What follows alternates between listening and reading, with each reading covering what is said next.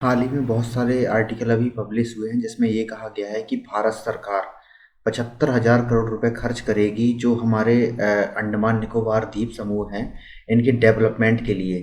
तो इस वीडियो में मैं बात करूंगा कि कैसे इसका डेवलपमेंट किया जाएगा। इन सारी चीज़ों के बारे में बात करूंगा मैं। तो सबसे पहले मैं बात करता हूँ इसके कि कैसे आर्टिकल पब्लिश हुए हैं। तो अगर मैं आर्टिकल की बात करूं तो सबसे पहले आप इसमें देखिए बिजनेस स्टैंडर्ड का ये आर्टिकल है जिसमें ये बोला गया है कि जो ग्रेट निकोबार है इसमें इसकी जो डेवलपमेंट के लिए 75,000 करोड़ रुपए जो है खर्च किए जाएंगे भारत सरकार के द्वारा। और कैबिनेट ने इसमें अप्रूवल भी दे दिया है इसके लिए। तो आगे बढ़ने से पहले मैं इसमें सारी चीज़ों का आपको बताऊंगा और इसमें बताऊंगा कि चाइना का इसमें क्या रोल है, चाइना को कैसे हम काउंटर्स में करेंगे, इसको लेके सारी चीज़ें बात होंगी। और मैं सारी स्ट्रिंग ऑफ पल्स के बारे में भी बात करूंगा।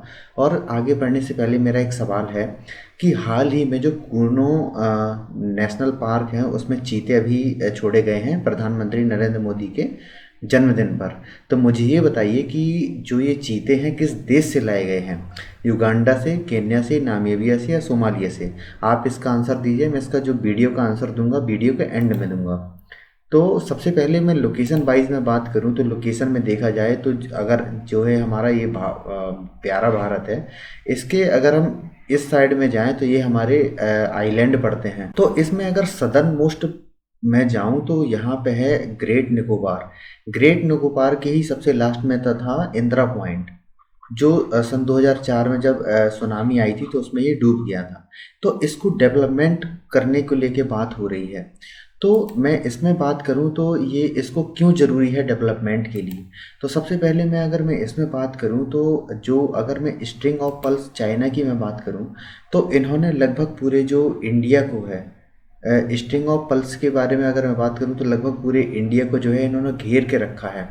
घेर के ऐसे रखा है कि इन्होंने लगभग जो आसपास के सभी देश हैं, जैसे कंबोडिया है, इसके बाद म्यांमार है, इसके बाद बांग्लादेश है, श्रीलंका का हम्बन टोटा है, इसके बाद मालदीव्स के कुछ आइलैंड में इन्होंने जो एयरवेज इंडिया को पूरा घेर के रखा है।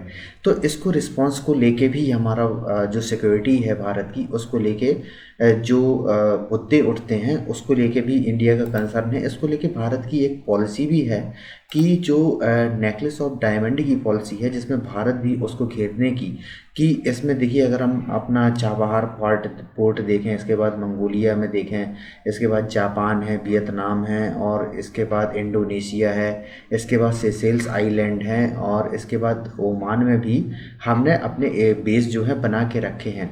लेकिन इन सबसे महत्वपूर्ण है ये बात कि इतने सारे देशों में हमने एयरबेस बनाए हैं, लेकिन जो सबसे नज़दीक हमारे हैं, हमारे खुद के आइलैंड है, वो हमारे लिए सबसे महत्वपूर्ण है। अगर हम निकोबार की बात करें तो निकोबार और इंडोनेशिया के बीच की दूरी लगभग 106 किलोमीटर से के आसपास होती है। और ये है मलक्का स्ट्रेट।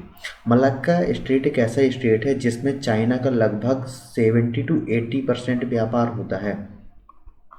और इसको डेवलपमेंट करने से होगा ये कि इसको अगर हम डेवलपमेंट करें, इसका डेवलपमेंट करें, इसमें अगर हम अपनी मिलिट्री बढ़ाएं तो जो इतने इन्होंने स्टिंग ऑफ पल्स के थ्रू इंडिया को घेर रहे हैं, हम यहाँ पे एयरबेस बना के इसकी हर पैनी नज़र में हम अपनी नज़र रख सकते हैं, ऐसे कि जो भी इसके मतलब अगर कोई भी इसका अगर युद्धपोत जा रहा है या कोई भी सबमरीन जा रही है, कोई भी जा रहा है इसमें कोई भी अगर हथियार जा रहे हैं, हर चीज़ में नज़र रख सकते हैं। और दूसरी बात यह है कि कभी भी अगर बॉर्डर को लेके कॉन्फ्लिक्ट होती है तो अगर इंडियन नेवी चाहे तो इसको चोक कर सकती है, इसको बंद कर सकती है, जिससे हमेशा चाइना के ऊपर प्रेशर आएगा।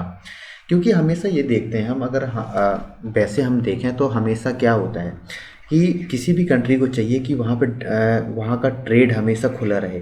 लेकिन अगर आप बॉर्डर डिस्प्यूट करते हैं किसी कंट्री के साथ में तो उसका भी ये फिर बनता है कि आपको काउंटर किया जाए किसी भी क्षेत्र में हो।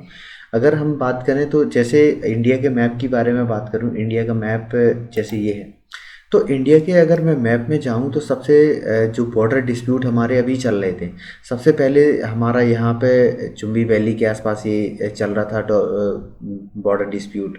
इसके बाद हमारे एलएसी में अभी बॉर्डर डिस्प्यूट चला है जिसमें अभी जो पीपी 15 है, पेट्रोलिंग पॉइंट 15 से अभी उन्होंने अपनी सेना को वापस किया है। और यहाँ पे जो हमारी चिकन नेक है, इसको लेके भी हमारा विवाद होता रहता है कि यहाँ पे एकदम चाइना एकदम करीब आ जाता है, तो इसको लेके भी हमारे कंसर्न है कि हमारी जो रीजनल सिक्योरिटी है, जो नॉर्थ ईस्ट से हमारी कनेक्टिविटी है, इसको लेके जो हमारे मुद्दे हैं उसको लेके हमेशा हमेशा हम डाउटफुल रहते हैं। तो हमारे लिए और भी महत्वपूर्ण हो जाता है कि हम अपने जो अंडमान निकोबार द्वीप समूह हैं, इनको डेवलपमेंट जितनी तेज़ी से हो पाए करें। तो इसको लेके जो हमारे कैबिनेट ने अप्रूवल दिया है, तो बहुत जल्दी ये डेवलपमेंट हो जाएगा। तो अगर मैं इसके डेवलपमेंट की बात करूं तो आप ये कहेंगे कि इसके डेवलपमेंट से होगा क्या? तो डेवलपमेंट से ये होगा कि यहाँ पे हम एयरपोर्ट, यहाँ पे हम टाउनशिप, यहाँ पे और बहुत सारी चीज़ें हम डेवलपमेंट करने वाले हैं। तो आगे मैं आपको इन सारी चीज़ों के बारे में बताता हूँ। तो इसमें देखिए तो इसमें क्या होगा कि देखिए, जो हमारी एनवायरनमेंट मिनिस्ट्री है, उन्होंने बताया है अभी कि उन्होंने पहली बात तो अप्रूवल इस चीज़ के लिए दे दिया है। और दूसरी बात ये है कि इस चीज़ के लिए ये सारा जो प्रोजेक्ट है, प्रोजेक्ट में कम से कम हमें जो ज़मीन की आवश्यकता होगी 16,610 हेक्टेयर भूमि की आवश्यकता होगी, जिसमें हम लगभग 75,000 करोड़ रुपए इसमें इन्वेस्ट करेंगे। जिसमें क्या क्या बनेगा? इंटरनेशनल एयरपोर्ट बनेगा, इंटरनेशनल कंटेनर टर्मिनल बनेगा, इसमें टाउनशिप बनेगी और पावर प्लांट बनेगा। ये सारी चीज़ें इसमें बनाई जाएंगी। ये सारी चीज़ें बनाई जाएंगी जिससे हम उस चीज़ को डेवलपमेंट कर पाएँ और हम सारी चीज़ों में पैनी नज़र रख पाएँ। और दूसरी बात यह है कि जैसे हमारा इंडिया है, क्वाड में आता है और एकमात्र ऐसा देश है जिसकी सीधी लैंड बाउंड्री चाइना से लगती है, इंडिया की। और इंडिया अकेला ऐसा है क्योंकि, तो अगर मैं क्वाड की बात करूं तो इसमें जापान है, ऑस्ट्रेलिया है और इसके बाद यूएसए है, इंडिया है। तो इंडिया एक अकेला ऐसा कंट्री है जिसकी सीधी लैंड बाउंड्री जो है चाइना से लगती है। तो चाइना एक अकेला ऐसा देश है और सारे देशों का, जितने क्वाड की कंट्रीज हैं उनका सारे देशों का ये कंसर्न है कि अगर इंडिया है, इंडिया के सबसे जो नज़दीक जो आइलैंड है जिनका इनका ट्रेड ब्लॉक कर सकते हैं, उनको यहाँ पे कुछ ना कुछ इसमें डेवलपमेंट करनी चाहिए जिससे उसके जो हरकतें हैं उसमें पैनी नज़र रखी जा सके।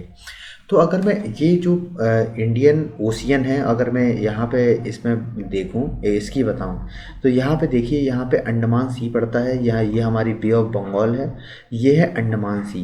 तो अंडमान सी से सीधे नज़दीक पड़ता है मलक्का स्टेट। अब मैं आगे की मैं बात करूं तो आगे ये है कि इसमें क्या है, इंडियन ओशियन में ये पड़ता है, स्ट्रेटेजिक हॉटस्पॉट के रूप में ये काम करता है।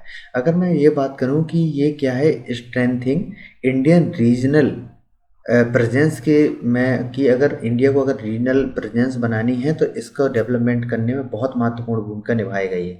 अब मैं आगे इसके बारे में बात करें तो इसमें देखो, इसमें क्या है कि बाकी सब तो ठीक है इसमें, लेकिन जो डाइवर्सिटी है उसको, एनवायरनमेंट नुकसान के बारे में भी बात की जा रही है कि इसमें एनवायरनमेंट नुकसान भी हो सकता है।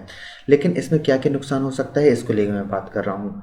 तो अगर मैं आइलैंड की बात करूँ तो इसको बायोस्फीयर रिजर्व घोषित किया है भारत सरकार ने 1989 में। लेकिन यूनेस्को की मैं बात करूँ तो मैन एंड बायोस्फीयर प्रोग्राम के अंतर्गत 2013 में इसको शामिल किया गया था। इसमें अगर इसकी डेवलपमेंट में अगर मैं बात करूं तो लगभग 8,50,000 पेड़ इसमें काटे जाएंगे, जिसमें कम से कम 12 से 20 हेक्टेयर मैंग्रोव जो फॉरेस्ट हैं उनका नुकसान होगा। और इसमें और बात करूं तो इसमें लगभग जो सी वेड है इनको नुकसान होगा, 98 हेक्टेयर का जो सी वेड है उनको नुकसान होने वाला है। फ्लोरा एंड फ्यूना का इसमें बहुत नुकसान होने की इसमें आशंका लगाई जा रही है कि जो हमारे उसमें बायोडाइवर्सिटी है उसको बहुत सारा नुकसान होगा। उसको लेके भी हमारी जो कंसर्न जताए जा रहे हैं, जो हमारे एनवायरनमेंट के विशेषज्ञ हैं, उन्होंने ये बोला है। और उसके बारे में ये भी बोला गया है कि जो हमारी जनजातियाँ, जैसे वहाँ पे सबसे बड़ी जो मुख्य जनजाति है वो सोमपेन जनजाति है, उसको भी नुकसान है। इसमें रेयर फ्लोरा एंड फ्यूना को नुकसान तो होगा ही, और दूसरी बात है मेगापोडे को नुकसान होगा। मेगापोडे ये होता है, एक पक्षी होता है। इसमें ये बोला गया है कि इसके लगभग 51 में से जो 30 घोंसले हैं वो नष्ट हो जाएंगे इसको लेके। और दूसरी बात यह है कि इसमें जो सॉल्ट वाटर के जो क्रोकोडाइल हैं, जो मगरमच्छ हैं, उनको भी होगा नुकसान, और जो टर्टल्स हैं उनको भी नुकसान होगा। तो इसको लेके भी है कि क्या होता है कि जब हम डेवलपमेंट करते हैं तो बायोडाइवर्सिटी जो है उसको सीधे तौर पे नुकसान होता है, क्योंकि जब इतना सारा डेवलपमेंट एक साथ हम करते हैं तो ऐसा नहीं हो सकता है कि पूरे आइलैंड से हम पूरा सिर्फ डेवलपमेंट ही कर दें, इन सारे लोगों को हम ख़त्म ही कर दें, ऐसा नहीं होगा। तो जो भारत सरकार ने ये कहा है कि हम जैसे ये आइलैंड है तो इसके इस एरिया में हम डेवलपमेंट करेंगे, ये एरिया हम पूरा छोड़ देंगे जिससे ये लोग अपना जो घर है ये इनका छूटे ना। तो इसको लेके भी है। तो इसको लेके भारत सरकार ने ये बोला गया है कि इसमें 3 इंडिपेंडेंट कम्युनिटी बनाई जाएंगी, जिसमें सबसे पहले ये देखा जाएगा कि यहाँ पे जो पॉपुलेशन रहेगी, पॉपुलेशन को लेके। तो अगर मैं पॉपुलेशन को बात करूँ तो अभी लगभग यहाँ पे 8,000 लोग रहते हैं। तो भारत सरकार का इसमें अनुमान है कि यहाँ पे कम से कम 6 लाख से लेके 6.5 लाख लोग यहाँ पे रहें, इसको लेके यहाँ पे बात की जा रही है। और तो इसमें देखिए, इसमें सबसे पहले तो पॉपुलेशन से रिलेटेड एक मैटर देखेगी, दूसरी देखेगी बायोडाइवर्सिटी जो वहाँ पे है, और तीसरी देखेगी वहाँ पे जो ट्राइब्स रहती हैं, ट्राइब्स कम्युनिटी को लेके वहाँ पे जो तीसरी कमेटी बनाई जाएगी जो वहाँ की जो ट्राइब्स एरिया है उसको देखेगी। क्योंकि ट्राइब्स कम्युनिटी, ऐसा नहीं होता है कि ट्राइब्स कम्युनिटी को वहाँ पे पूरा ख़त्म ही किया जाएगा। तो इस तरीके से डेवलपमेंट होगा, जैसे मैप में मैंने दिखाया गया है। तो जो डेवलपमेंट होगा वो एकदम किनारे किनारे होगा। इसमें क्या होगा कि हम पॉपुलेशन भी रखेंगे, हमारे प्लांट भी बनेंगे, यहाँ पे इंटरनेशनल एयरपोर्ट भी बनेगा, जिससे टूरिज्म को भी इसमें बढ़ावा मिल सके।